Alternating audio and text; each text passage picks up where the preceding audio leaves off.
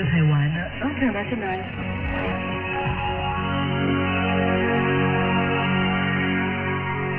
Bonjour à tous, vous êtes bien à l'écoute de Radio Taïwan International. Merci d'écouter notre diffusion test direct depuis Taipei ce 21 juin. Pour ce test, vous pouvez d'abord nous écouter sur la fréquence 15 145 kHz entre 17h et 17h10 temps universel.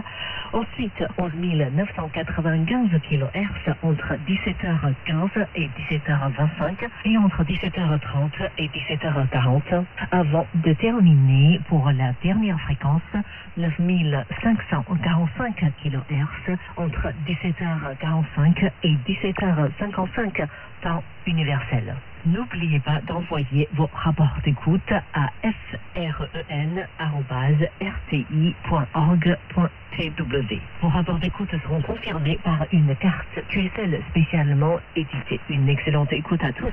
Tout de suite, décryptage de Sasa qui rencontre Grégoire Armé sur l'industrie du béton à Taïwan.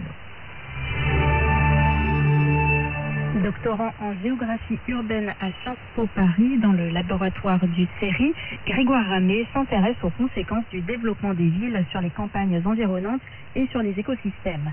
Ce qui l'a conduit à se pencher sur cette matière première qui passe souvent inaperçue mais qui est indispensable aux villes modernes, le sable. Le sable et les granulats qui entrent dans la fabrication du béton.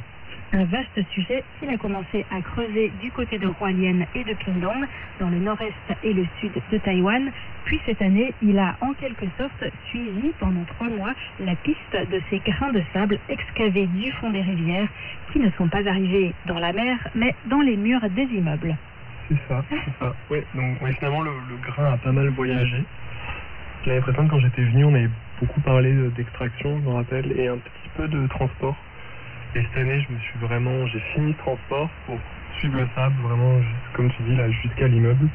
Jusqu'au moment où il est transformé, consommé en gros. La plupart du sable à Taïwan, il est utilisé pour les routes et pour faire du béton. Donc ça va plutôt finir dans du béton ou de l'asphalte.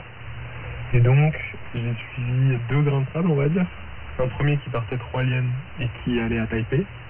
Et un autre qui partait plutôt de Pingdong et qui allait à Kaohsiung. L'idée, c'était de voir où est-ce qu'ils allaient, qui l'achetaient, pour en faire quoi, pour